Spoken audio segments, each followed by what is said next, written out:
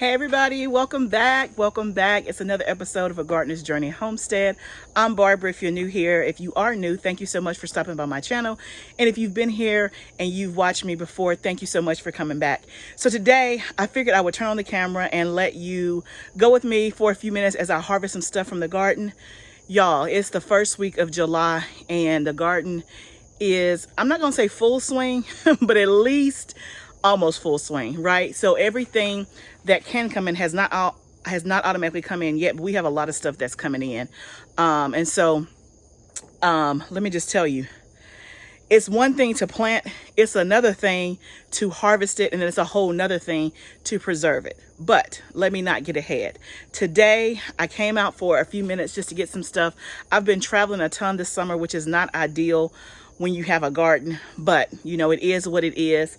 And so I have been, when I'm present, I try to get stuff done as much as I can. But I'll tell you, y'all, I feel so behind, like so behind. And I feel like it is outpacing me.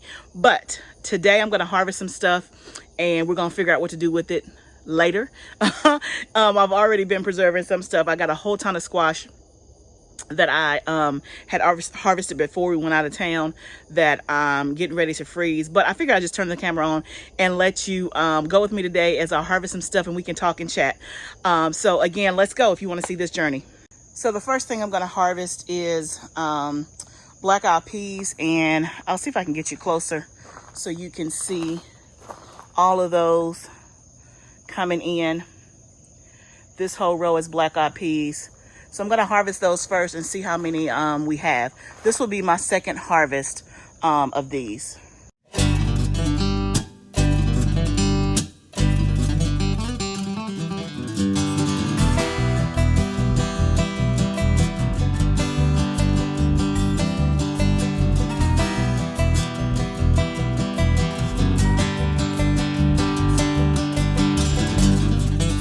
Okay.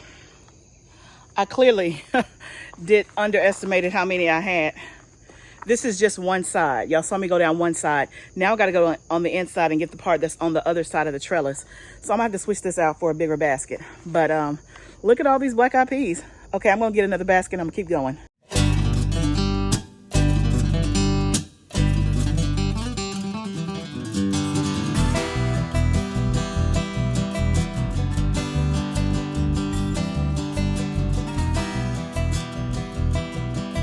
Okay, bigger basket. You can see how much I got from just that one row. And so that row is probably, I don't know, 40 feet maybe. Yeah, probably 40 feet.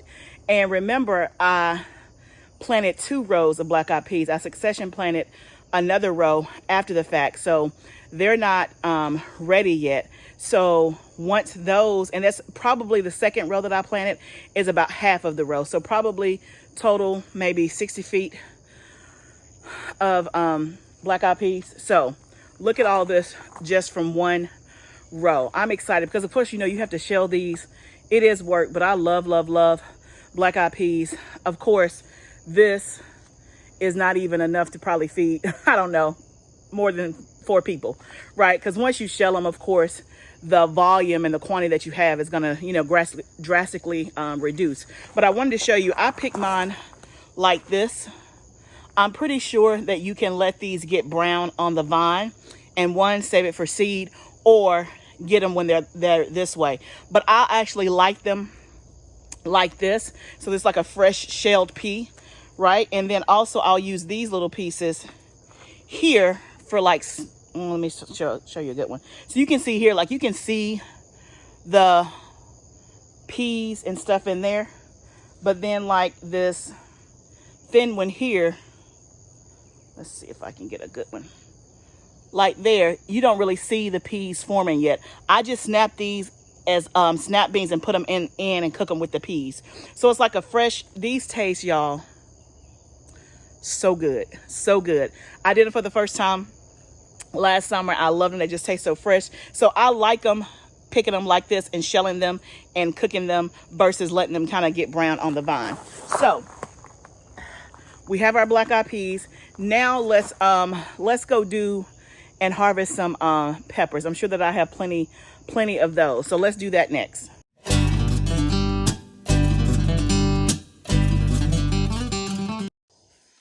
The majority of the peppers, you can see what I got from the greenhouse, not very many. The majority of the peppers are out here in the outside garden, so I'm gonna get the jalapenos from here.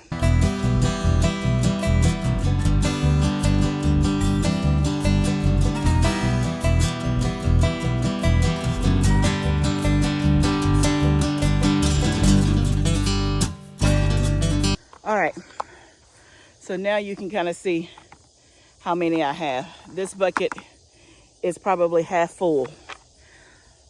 That's a lot of jalapenos, and I have a bucket full that I got a couple of days ago. So as of right now, this is my first harvest, or my second harvest of the jalapenos.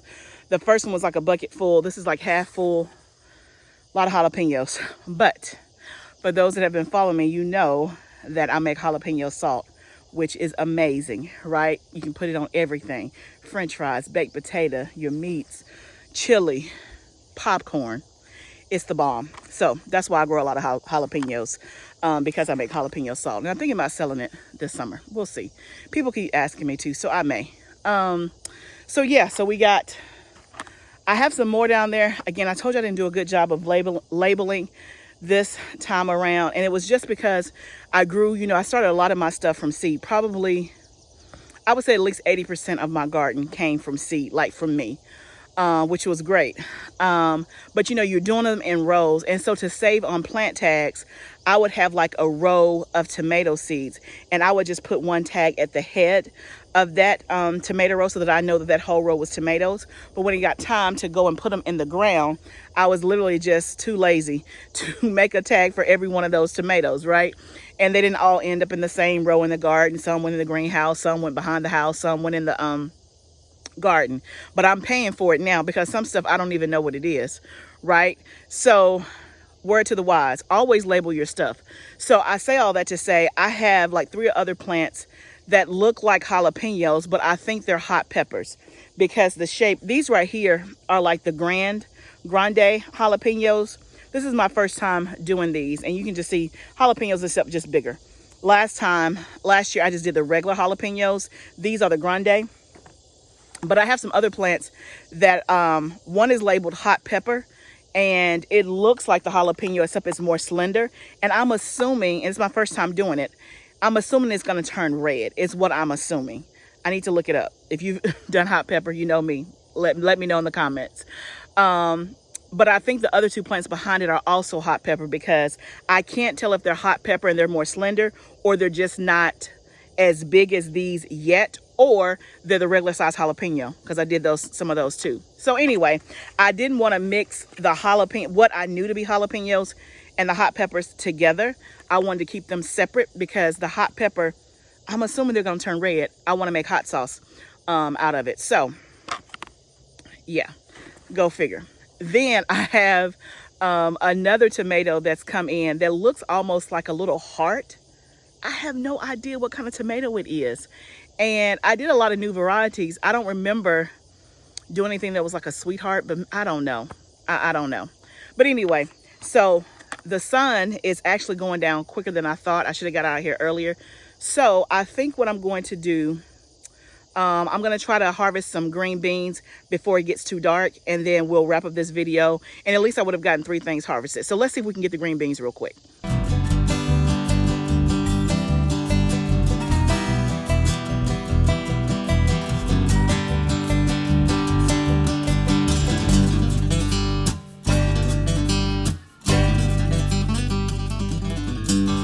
Okay, I'm not gonna finish. I'm not gonna be able to finish, so I have to come back out here in the morning because it's getting dark, and then I heard thunder. And I still gotta water the greenhouse, so I need to do that before it gets dark. Even though I have light in the greenhouse, I'm just a little bit behind schedule. So I'm gonna stop it here. Let me show you what all I have, and then we'll wrap this up. Okay, you can see the green beans that I harvested there. But I also got cucumbers and bell peppers that I had did before I turned the camera on. So that's what was already in this basket. But you can see the green beans that I got there. Yeah. So quite a bit, but still way more to go. Way more to go. So I'll come out here and harvest the rest hopefully in the morning. And that's certainly not all. So I see okra that is ready to be picked. And one thing about okra, man, you really have to get that, because while we were gone for 2 or 3 days, we picked okra yesterday, but it was all hard and big. It was like this long. It's too woody. It's too hard. You can't eat it. So I definitely, now that I'm back, have to stay on top of that and pick it, you know, just about every day so that I can actually use it. So I do have okra. I have squash coming in.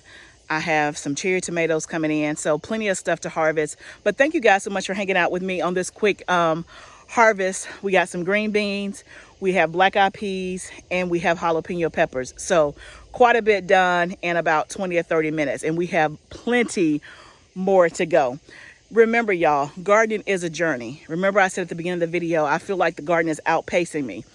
I'm just going to keep on trying. You know, when I have a few minutes, whether it's 30 minutes or whether I have 2 hours, I'm trying to do something every day that I can. And that's better than doing nothing at all. So be encouraged, right? It is a journey, but I want us to grow together. I'll see you next time.